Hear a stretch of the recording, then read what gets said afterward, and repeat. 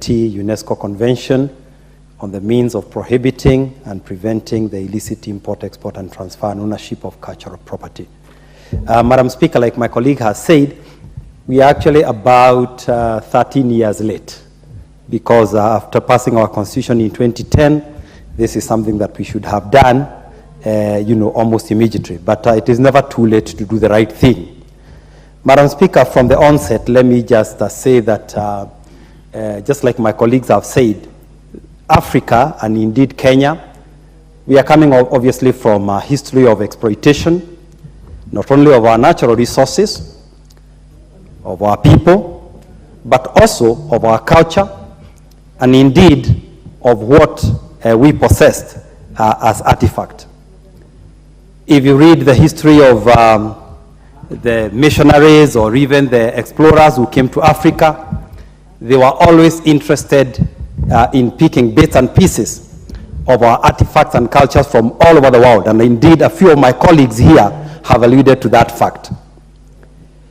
But however, Madam Speaker, it's also important to note that this is a trade that continues up to today.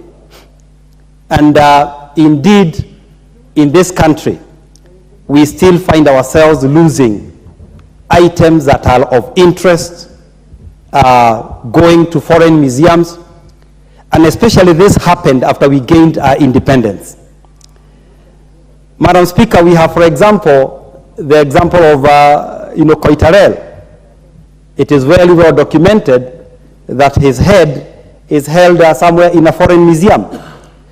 And it is important, Madam Speaker, for me to say that this convention, under article number 7 of this convention, it provides for what we call restitution, where it says, and I quote with your permission, Madam Speaker, for objects inventoried and stolen from a museum, public or a religious monument, or a similar institution, Article 7 provides the state parties should undertake appropriate measures to seize and return any cultural property stolen or imported.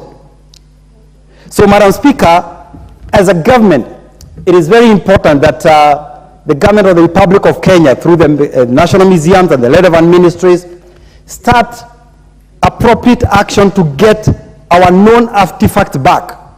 The head of KOITARER, we are also told the Turkana boy is no longer in our museum. What we have here in our museum is a replica. So how do we get some of those things back? But going forward, Madam Speaker, we also have a lot of things that were associated with our liberation movement, that future generations, 50 years, 100 years from today, will need to know about and will need to be able to see. And so I propose that the National Museums of Kenya, which I believe should be at the forefront of the enforcement, after we ratify this treaty, they should be at the forefront of enforcement, should consider especially the artifacts that are associated with the Mau Mau movement.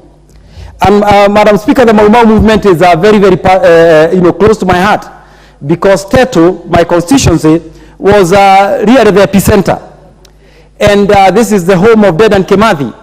And we have the guns, we have the knives, we have the skins, we have the things that they use in the liberation struggle. And a lot of these things, indeed even the letters that they used to exchange, there was something called that there was a post office that they had in the forest, which had something that needs to be preserved. So, Madam Speaker, how do we as a country now move to put together all our artifacts? And I am requesting that the National Museums of Kenya, after this, considers putting together the Dedan Kimathi Museum, which we have been asking for at a place called Karonaime in Teto, which can become the collection of all the Mau Mau artifacts and items so that we can preserve them for future generations. I thank you, Madam Speaker, and I support this ratification. Thank you. Thank you. Honorable members, we are 3 minutes from the appointed time by the Speaker for the adjournment motion by Honorable Abdul Haro. And for the convenience of the House, you'll be guided by Standing Order number 33. The mover will have 10 minutes, and every other member shall have a maximum of 5 minutes. So we will begin, and this debate will continue in the next sitting. Honorable member for Mandera South, you can move your motion. Thank you, Honorable Speaker. Pursuant to Order 33-1,